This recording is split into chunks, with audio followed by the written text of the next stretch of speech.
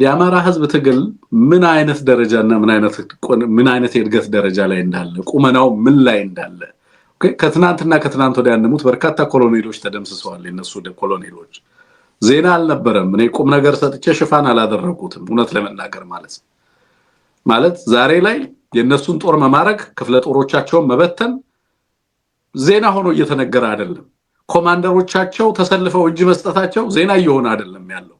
አንድ ግለሰብ ወንጀል ሰርቶ ከጦሩ አምልጦ አሁን ጥሩ ማምለጫ ሆኗል። በነገራችን ላይ ወንጀል እየሰሩ የሚሸሹ ግለሰቦች በቀጥታ በጀግናና አቀባበል እየተቀበላቸው አገዛዙ ለምን ዓላማ እየተጠቀማቸው እንዳለ እየተመለከትን ያለነውና ምንድነው የነገረህ አንሙት በአጠቃላይ ይሄንን ሁኔታ ስትመለከት የሚለውን ነገር በአንድ በኩል በብልጽግና በኩል የነበረው ሪአክሽን፣ ሁለት በአማራ ትግል ውስጥም ሆነው ይሄንን ሁኔታ በተለየ መንገድ ፍሬም ለማድረግ የሞከሩ ግለሰቦችን በሚዲያ ጭምር ተመልክቻለሁና እሱ ላይ ማሳብ እንሰጥበታለን።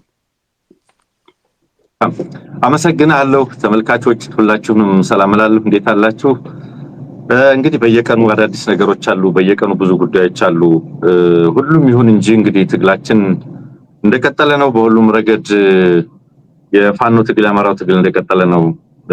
ያገዛዝ ደግሞ የገባበት ቅርቃር በየጊዜው እየሰፋ ውጥረቱ እየጨመረ ነው የሚገኘው። እንግዲህ ይሄ እንደሚሆን ባለፈው ማስተናል። በነገራችን ላይ አንዳንድ ግለሰቦች ይሰጣሉ ከፍቅሩ ይልቅ አንድ ኮሎኔል ማዕረግ ያለው ሰው እኮ ባለፈው ወር እጅ ሰጠው ብሎ ገብቶ ነበር። አገዛዙ ሊፈነድቅ ከተገባው በሱ ነበር መፈንደቅ ያለበት። ያውም የሸዋ ጠቅላይ ግዛት እዝ ወታደራዊ አዛዥ የነበረ ምክትል የነበረ ሰው ነበር የሄደው። በአዲሱ የሰራዊት ውህደት ውስጥ በየቀጠናው ባለው የሰራዊት ሪስትራክቸሪንግ ስራ ውስጥ ከዚህ ከውህደቱም ጋር ተያይዞ ያኮረፈ ዲያስፖራ አለ፣ ያኮረፈ ፋኖ አለ፣ ያኮረፈ ደጋፊ አለ፣ ያኮረፈ በጣም የተለያየ ኢንተረስት ግሩፕ አለ። እጁ የተቆረጠ በጣም በርካታ እዛ የፋኖ ትግል ውስጥ ገብቶ ሻቦካ የነበረ እኔ ልወቅላችሁ እኔን አዳምጡኝ እያለ ብዙ ነገር ይል የነበረ በጣም በርካታ ኃይል እንደነበረ ታስታውሳለህ። ያ ኃይል ከሞላ ጎደል ዛሬ ላይ እጁ ተቆርጧል። በአንድ በኩል የሃይማኖት ቡድኖች የሚያደራጁት የሚፈልጉት ኃይልን ሰራዊት ይፈልጉ ነበር። አንዳንድ ከኛ ወዲያ ፖለቲካ ከኛ ወዲያ ትግል የሚል ዲያስፖራ ልሂቅም በዛው ልክ እኔን ብቻ አዳምጡኝ ይል የነበረበት በሰነዘረው እጁ ልክ ሰራዊት ሊያደራጅ ይፈልግ የነበረበት ይሄ ሁሉ እጅ ተቆርጦ ወጥቷል ማለት አርፎ ተኝቷል ማለት አይደለም። በተለይ ደግሞ የትግሉ ጥንካሬ ባለፈው ታስታውሳለህ ከዳሞት ጋር በስፋት ስናወራ በጣም ፍሬ ያላቸው ነገሮች ያነሳልን ነበር። ማጥራትና ማጽናት እየሰራን ነው ሲል አሁን አንዳንዶች ትግሉ እየጠራ ነው ብለው ያወሩታል ብለው ደግሞ እንደ መሳቂያ ሊያረጉት ይፈልጋሉ ይሄንን ሁኔታ። አዎ ትግል እየጠራ መሆኑ ማሳያው ምንድነው? አንደኛው እየጠነከረ በሚሄድ ቁጥር ይሄ ትግል የሚያስከፍለው ዋጋን በጨመረ ቁጥር የሚፍረከረከው ከመንገድ የሚቆመው የሚጠብቀውን ነገር ያጣው ወይም የሚያጣው በርካታ ኃይል አለ። አንድ ጊዜ ከፋኖ አመራሮች ከአንዱ ጋር አሁን ፊት ካሉት ጋር ሳወራ ይሄንን ትውልድ እኮ መምራት አንሙት እጅግ በጣም አስቸጋሪ ነው። በሶስት ወር 4 ኪሎ የሚገባ መስሎት የመጣ 3 አመት ሲፈጅበት ፍራስትሬት ማድረጉ የሚጠበቅ ነው። በዚህ ሂደት ውስጥ ግን እንዳለት የጠነከረ እንደገና የተሰራ የሚገርም ትውልድ፣ የሚገርም ወታደራዊ አመራር፣ የሚገርም ታዋጊ፣ የሚገርም የሰላ ፖለቲካዊ ኃይል ተፈጥሯል። አሁን ደግሞ የበለጠ በአንድ በኩል ቻሌንጅ ስላለበት ያ ቻሌንጅ እየጠነከረ ስለሚሄድ የሚከብደው አለ። በሌላ በኩል ተቋማዊ አሰራሩ፣ ተቋማዊ ቁጥጥሩ፣ ዲሲፕሊኑ ይሄንንና ይሄን የመሰለው ነገር በአጠቃላይ የማይመቸው በርካታ ይኖራል። እንደ ልቡ ደውሎ ገንዘብ ላኩልኝ ብሎ ለሆኑ ዲያስፖራዎች ገንዘብ ላኩልኝ ብሎ ወይም ለሆኑ ግለሰቦች ገንዘብ ላኩልኝ ብሎ ገንዘብ ተቀብሎ በራሱ ሪሶርስ ላይ የማዘዝ እሱ ያደራጃት ዩኒት ላይ ሰራዊት ላይ እንደፈለገ የማዘዝ ውጊያን የማድረግ ልምምድ ላይ የነበረ ከዚህ በኋላ ሎጂስቲክስ ሪሶርስ ገንዘብ ሰራዊት ምደባ አጠቃላይ አሰራር አስተዳደራዊ ስራ ባለቤት አለው ተብሎ ከማዕከል ወደ ታች ሲወርድ እንትኑ ጸጋው የተገፈፈ የሚመስለውም አይጠፋም። ስለዚህ እኔ ሁልጊዜ የምለው ይሄ ትግል አልጋ ባልጋ ሊሆንልን እንደማይችል ይሄንን ትግል በጣም የቆረጡት በጣም የገባቸው በጣም ያወቁት ናቸው ይዘውት የሚቀጥሉት ኤንድ እሱን ያሉ ደግሞ እየገቡ ነው።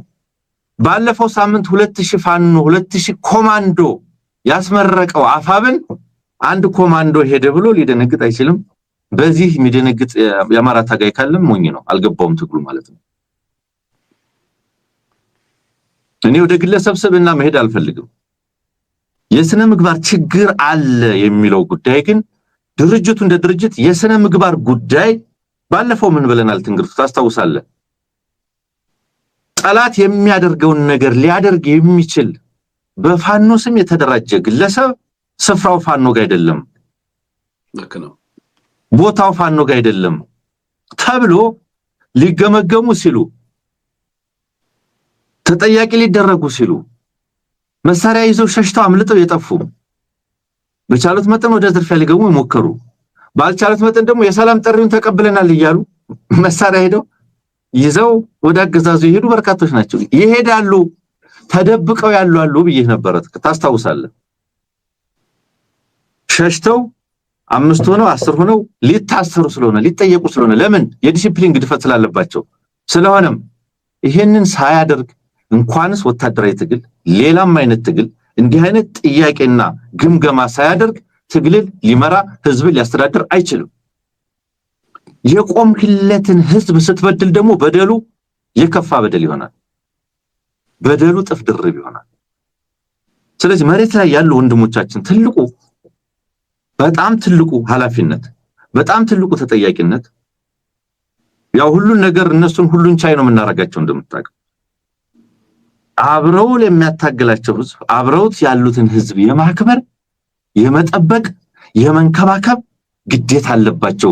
አገዛዙም ያደርገውን የሚያደርግ አመራር ይሁን ግለሰብ አመራር እኮ ትልልቅ አመራር ታስሯል። በነገር ላይ ዛሬ ሄደ የተባለው ልጅ እኮ መምሪያ ኃላፊ አይደለም፣ መምሪያ ኃላፊዎች ታስሯል እኮ ስራ አስፈጻሚ ማለት ነው። የቀጠና ስራ አስፈጻሚዎች ጥፋት ሲያጠፉ የዲሲፕሊን ጉድለት ሲያደርሱ የድርጅቱ የዲሲፕሊን ኮሚቴ በሚወስነው መሰረት ይታሰራል፣ ይቀጣል፣ ብዙ አይነት እርምጃ ይወሰዳል። ስለዚህ ዛሬ ብልጽግና እንዳልከው እንግዲህ ሰውየው ጥሩ ሰውነት አለው መሰለኝ። እንግዲህ ምናልባት ትናንትና ኮሎኔል ሞተባቸው አይመስሉም። የዛሬ ጭፈራቸውን ስታይ ትናንት ኮሎኔል ያጡ ዛሬ በየቀኑ የነሱ ኃይል ወደ ፋኖ ሲገባ የሚውል አይመስሉም ደስታቸው። እኔ ባለ መረጃ ደግሞ ዛሬ ላስታ ላይ ደስታ ነው የሚል ነው።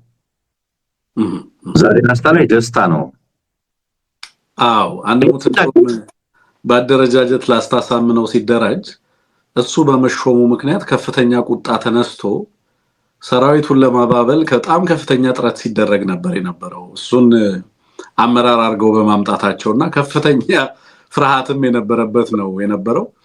በነገራችን ላይ አሁን እንዳልከው ፐርሰናሊቲው እንዲህ ነበር እንዲያ ነበር ማለት አንፈልግም። ገባህ አይደለ? ምናልባትም ነገ ተጸጽቶ የመምጣት እድል እንደሚኖረው መገመት ይችላል። ይሄ ትግል የት እንደሚደርስ ስለማቅ ማለት ነው። የመማር እድል ያላቸው ልጆች ካሉ ተምረው መመለስ የሚችሉበት እድል ካለ ተመልሰው ሊመጡ ይችላሉ። ባለፈው እጅ የሰጡት ልጆች ከደሴ ላይ መልጡ ሲሉ ተመተው መመረሸናቸውን ትሰማለህ። አንሙት አይደለም አምልጦም ይመጣል፣ ከሄደ በኋላ ተመልሶም ይመጣል። በምንም አይነት መንገድ እንደዚህ ነበር ብሎ አሁን የግለሰቡን ስም እንትን ለማለት ምንም ጥረት አናደርግም። እውነት ለመናገር ከአማራ የጎደለበት አንዳች ነገር የለም የሞላለት እንጂ የሚለውን ነገር በደንብ አስረግጠን ልንናገር ግን ይገባል። ግን ከርተው የሚሄዱ ልጆችን ግለሰብ እንኳን ቢሆን ለብልጽግና ምን ማለት እንደሆነ ግን ህብረተሰባችን ያያል። በነገራችን ላይ እነዚህ ልጆች አንሙት በመሄዳቸው ምክንያት ከዚህ በኋላ የሚኖሩት ህይወት ከአማራ ህዝብና ከአማራ ታሪክ ጋር ሲጣሉ መኖር ነው እንጂ በግል ማንንም የሚያስከፉት ግለሰብ የለም።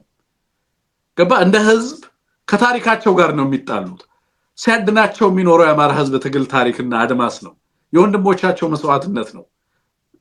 እኔ ያ የታሪክ ፍርድ ባለበት ሁኔታ እኔ ወጥቼ ምንም ነገር ማለት አልፈልግም። እውነት ለመናገር ማለት ነው they don't deserve our attention። እውነት ለመናገር የኛ ትኩረት መሆን ያለበት ይሄ ትግል ስለሚያመጣው ውጤት ነገ ስለምናመጣው ውጤት ነው።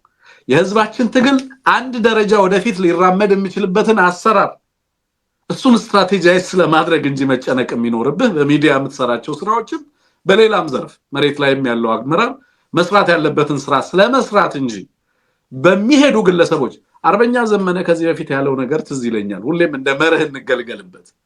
እንጦጦ ስንደርስ የሚያመልጡ አሉ፣ የሚንጠባጠቡ አሉ ነው አይደለም? አሉ እኮ እንደዚህ አይነት ሰዎች ያነሙት። አዲስ አበባ ከገቡም በኋላ ወደ ኤርፖርት የሚሸሹ አሉ። በነገራችን ላይ አዲስ አበባ ከገቡም በኋላ እንደዚህ አይነት ነገር ሊጠበቅ የሚገባው ነው። ይሄ መጠነ ሰፊ ትግል ነው። አንሙት ይወለ ከተማ ላይ እና የከተማ ህይወት የለመዱ ልጆች ነበሩ። አንዳንዶቹን I have never taken them seriously እውነት ለመናገር በዚህ ትግል ውስጥ ማለት ባህሪያቸው በጣም የተለየ የትግል ሰው ያልሆኑ 24 ሰዓት ቲክቶክ ላይ የሚውሉ በጣም የታጋይ ባህሪ የሌላቸው በስነ ምግባራቸው በዲሲፕሊናቸው ለምን እዛ ቦታ ላይ እንደተገኙ አንዳንዶቹ ጀብደኝነት ታውቃለህ አይደል? በጀብደኝነት እዛ ቦታ ላይ የተገኙ ህዝባዊ ዓላማ የሌላቸው ለምን እዛ ቦታ ላይ እንደተገኙና እንደቆሙ የማያውቁ ታሪክንም የማይገነዘቡ ሀገር ያለችበትን ሁኔታ የማይገነዘቡ ነገ የምንሄድበትን አቅጣጫ በትክክል የማያውቁ በጣም በርካታ አካላት እንዳሉ መገንዘብ ያስፈልጋል። ስለዚህ በእንደዚህ አይነት ሂደት ውስጥ በየቦታው ላይ የሚራገፍ ኃይል ይኖራል። ለእንደነዚህ አይነት ከሃዲዎች ግን ጀስቲፊኬሽን ለማቅረብ የሚጋጋጡ አሁንም በአማራ ትግል ውስጥ አለን የሚሉ አካላት እንዳሉ ግን ተመልክቻለሁ። ክህደትን ነውርን ከማነወር ይልቅ ለነዚህ ልጆች ክህደት ሳይንሳዊ ምክንያት ለማቅረብ ትግል ውስጥ ከወያኔ ጋር አንሰራም ብለው ነው የከዱት የሚል ትርጉም ለመስጠት የሚጋጋጡ ግለሰቦች እንዳሉ ተመልክቻለሁ። ክህደት ነው ይሄ። መቼ ነው እጅ ለመስጠት እናንተስ ያቀዳችሁት? ምን ሰራላችሁ በአማራ ትግል ውስጥ? ይሄ በቀጥታ ከአብይ አህመድ የተዋሳችሁት ትርክት ነው። የአማራ ትርክት አይደለም። የአማራ ህዝብ ትግል ራስ በቅ ነው። ከሌሎች ጋር የሚኖረን ትብብር በኢትዮጵያ ውስጥ በሚኖር ለውጥ ላይ ያንን ታሳቢ ያደረገ ነው። የአማራን ሞት ሊሞትለት ማንንም አይፈቅድም። የአማራ ህዝብ ልጆች ናቸው ሊታገሉ የወጡት። የአማራ ህዝብ ነው ሀገር አልባ የተደረገው። በሚሊዮኖች የተፈናቅሎ ሀገር አልባ የተደረገው ህዝባችን ነው። ለዚህ ህዝብ ለመታገል የወጡ ልጆች የራሳቸው ዓላማ የራሳቸው የትግል ስልትና በራሳቸው መስመር በራሳቸው አቅምና በራሳቸው አካል ላይ ፈርደው ህይወት ላይ ፈርደው ነው በዚህ ትግል ውስጥ ያሉት። በዚህ ሂደት ውስጥ ይሄንን ትግል ያገዛዙን ትርጉም ተውሰው አይ ከግብጽ ጋር ለግብጽ አንላላክም ብለው ነው የወጡት ይያልክ በአማራ ትግል ውስጥ ሆነ እንዴት እንደዛ አይነት ጀስቲፊኬሽን ታቀርባለህ? ምን ማለት ነው ይሄ? ነገ በእርግጠኝነት ከዚህ የምትረዳው በኔ መረዳት እጃቸውን የሚቀበላቸው አካል ያጡ ግን ደግሞ እጅ ለመስጠት የተዘጋጁ በጣም በርካታ አካላት በዚህ ትግል ውስጥ እንደተሰገሰቡ ትገነዘባለህ ማለት ነው። ሙሉ ለሙሉ የጠላትን ትርክት ተሸክመው የአማራ ህዝብ ላይ ለማራገፍ የሚጥሩ አካላት እንዳሉ ተመልክቻለሁ። ይሄንን ክህደት ማነወር ነው። መቀጠል ያልቻለበት በርካታ ምክንያቶች አሉ። ድርጅታዊ መግለጫ እስኪሰጥ በዛ ላይ ምንም አስተያየት መስጠት አልፈልግም። ድርጅታዊ መግለጫ እስኪሰጥበት ድረስ ገብቷል አይደል? ክህደት ግን ክህደት ነው። በዚህ ትግል ውስጥ እየተንጠባጠበ መሄድ ግለሰብ ሁሉ ከዚህ ትግል በተጻራሪ የተሰለፈ ለዚህ አገዛዝ ተላላኪ ለመሆን የአማራን ህዝብ የትውልድ ትግል እና የትውልድ ጥያቄ አሳልፎ ለመሸጥ የቆረጠ ነው። ይሄ የአማራ ህዝብ ጠላት ነው። ሌላ ነገር እና ሌላ ስያሜ ልንሰጠው የምንችለው አይደለም።